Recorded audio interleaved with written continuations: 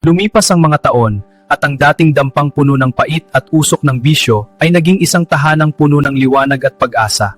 Hindi naging madali ang paglalakbay, ngunit sa bawat patak ng pawis ni Lando sa laot, at bawat kakaning na ilako ni Rosa noon, unti-unting nabuo ang kanilang mga pangarap. Habang nakatingin si Lando sa kanyang pamilya, naalala niya ang gabing itinapon niya ang bote ng alak sa dagat. Iyon ang pinakamagandang desisyong nagawa niya. Tainay, gagraduate na po ako. Napakagaling, anak. Ang galing mo, Miguel! Salamat po sa inyong lahat. Ang pamilya ni Lando ay hindi na lang basta nabubuhay, sila ay tunay na umaasenso. Bit-bit ang aral na walang dilim na hindi kayang pawiin ng pagsisikap at pagmamahal.